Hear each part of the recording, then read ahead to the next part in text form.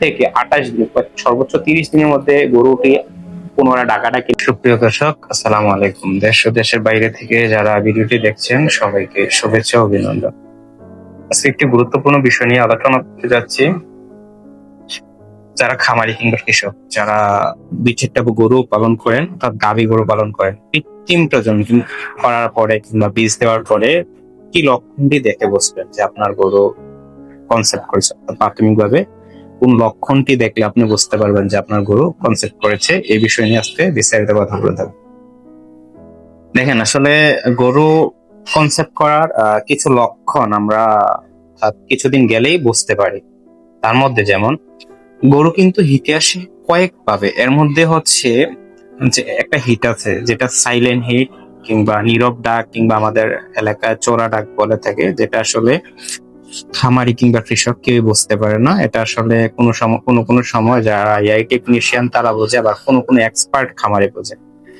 তো এগুলাতে আমি বলবো যে এগুলা এড়িয়ে চলা কিংবা অ্যাভয়েড করাই বেস্ট।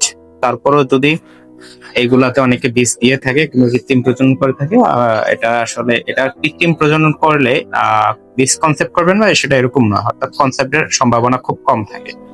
অর্থাৎ যখন আপনি 10টা গরুকে এই মুভমেন্টে এআই করবেন কিংবা কৃত্রিম প্রজনন করবে, এই ক্ষেত্রে হচ্ছে 2-3টা হতে পারে। অর্থাৎ এটা আসলে কনসেপ্ট রেট খুবই কম। আর আরেকটা বিষয় হচ্ছে, যখন গরু ডাকাডাকি করবে, প্রচুর ডাকাডাকি সাথে মিউকাস ভাঙবে, অথবা মিউকাস শুধু ভাঙবে, ডাকাডাকি করবে না। মিউকাসটা হচ্ছে স্লেশার মতো, অর্থাৎ কি বলে, চিকন স্লেশার মতন পড়বে নিচে থাকবে।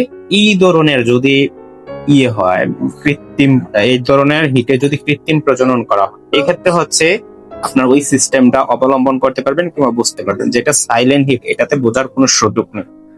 যেমন এগুলাতে এরকম হয় যে প্রচুর ডাকাডাকি করা, এগুলাতে হচ্ছে নর্মালি যদি আপনার 21 থেকে 28 দিন সর্বোচ্চ 30 দিনের মধ্যে গরুটি পুনরায় ডাকাডাকি না করে কিংবা এরকম সিনড্রোম না দেখতে পান, এক্ষেত্রে আনুমানিক আপনি ধরে নিতে পারবেন যে আপনার গরুটি বীজ কনসেপ্ট করেছে, এটা বাচ্চা কনসেপ্ট করার সম্ভাবনা আছে কিংবা পরে নিয়েছে।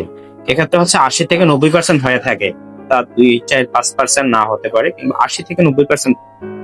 আর যেটা হচ্ছে সাইলেন্ট হিট কিংবা নীরব ডাক, যেটা বললাম যে মাঝে মধ্যে, অর্থাৎ কিছু খামারে কিংবা কিছু টেকনিশিয়ান যদি দেখে বুঝে, এটাতে আসলে কনসেপ্টের সম্ভাবনা খুবই কম। এটাতে আসলে তেমন ভাবে কনসেপ্ট করে না। এইগুলোর ক্ষেত্রেও হয় কি, যে অনেক সময় হয় যে আপনার গরু আপনি এই করেছেন, এক্ষেত্রে আপনি বুঝতেও পারেন না পরবর্তীতে গরু হিটে আসছে কিনা।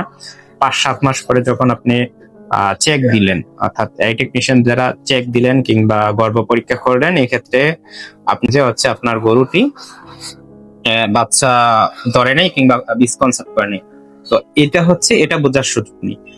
যেটা আমি বললাম যে প্রচুর ডাকাডাকি কিংবা মিউকাস ভাঙে, 20-21 দিন পরে মিউকাস ভাঙে কিংবা প্রচুর ডাকাডাকি করে, এইগুলাতে যদি 22-থেকে 28 দিন কিংবা 30 দিন সর্বোচ্চ হয়, এক্ষেত্রে যদি গরুটি পুনরায় ওই সেম সিনড্রোম না দেখতে পান, তো এক্ষেত্রে আপনি ধরে নিতে পারেন যে গরুটি বীজ কনসেপ্ট করেছে কিংবা বীজ কনসেপ্ট করার সম্ভাবনা আছে। তো এই বিষয়টা যারাই দেখবেন, ওই বিষয়টা উপলব্ধি করার চেষ্টা করবেন, বোঝার চেষ্টা করবেন, তাহলেই কিন্তু আসলে বুঝতে পারবেন আপনার গরু বীজ কনসেপ্ট করেছে কিনা কিংবা বীজ কনসেপ্ট হয়েছে কিনা। এই বিষয়টা সকলে বুঝতে পারবেন। তো এই বিষয়টা সকলে মেনে চলার চেষ্টা করবেন কিংবা ফলো করার চেষ্টা করবেন। তো সকলে ভালো থাকবেন।